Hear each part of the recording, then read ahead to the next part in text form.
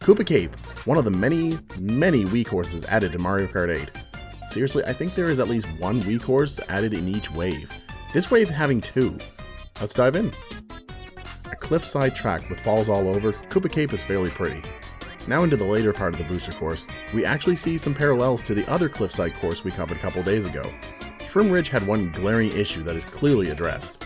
With plenty of grass surrounding the racers, Koopa Cape actually adds texture to it to make it look more finished. Even along the cliff walls, you can see a texture was added. It's pretty basic in its design still, but these little detail changes are what makes the difference in conveying effort. It's one I personally appreciate, and I'm sure I'm not alone. The track here is built to be more like a road that feels a little more natural.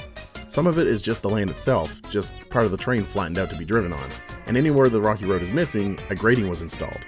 No pavement with the exception of a little running down the river.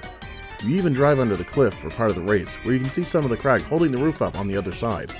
Not quite a cave technically, and that makes it feel a little more unique. Even when you do get to the river, some of the mountain's natural shapes create an arch for visual style and an obstacle. I think my favorite part of this track concept comes at the river mouth, where it turns into a waterfall. You get to ride the falls into the pipe in the ocean, and what's cool is that you can actually see this waterfall from the beginning of the race, and even item blocks that drift down the river being washed down the falls. If you're lucky, maybe even racers dropping too. I just love the visuals with the track overlap. It's not just a bridge over another road. The only real downside is that it leads to an open pipe. Originally a tube, the top has been removed for the underwater mechanic. It just doesn't pop not being encased in glass looking at the sea life on the outside. Thankfully, when you pop out the other end, you're still greeted by a huge, gorgeous set of falls, with graded road allowing water to pass through. It's definitely a showcase moment. Overall visually, Koopa Cape offers some nice details to the race though. The extra detailing to have so many paratroopers watching the race, more than usual. All the billboard advertising helping sell that this is a sports race.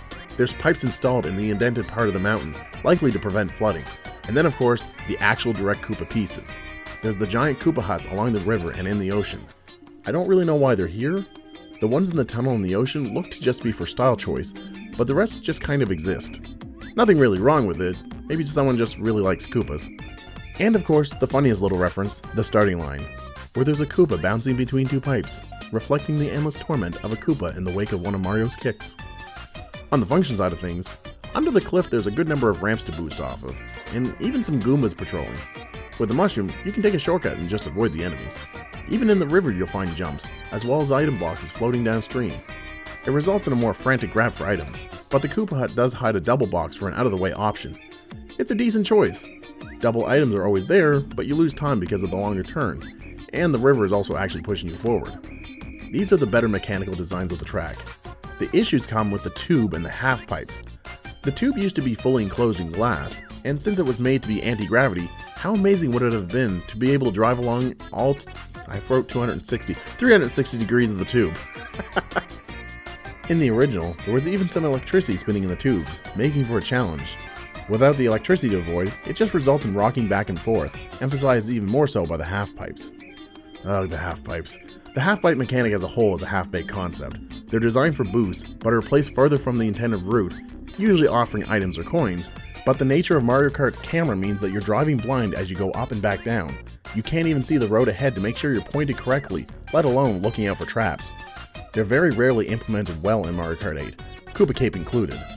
The final turn of the game has one as well, but once again, a mushroom can allow you to drive through the water flow and claim a huge lead.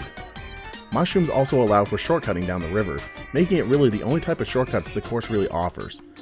It's a shame because it really misses the mark on the course layout because of these issues. As a result, Koopa Cape is a track very full of cool little details that ultimately suffer from no shortcut variety, missed potential, and a fairly unreliable mechanic. I love to take in the sights and ride on the waves, but maybe just not too often. Now it's only going to get muddier from here. Subscribe so you don't miss out in the next video, and leave a like to help the channel grow. See y'all next time.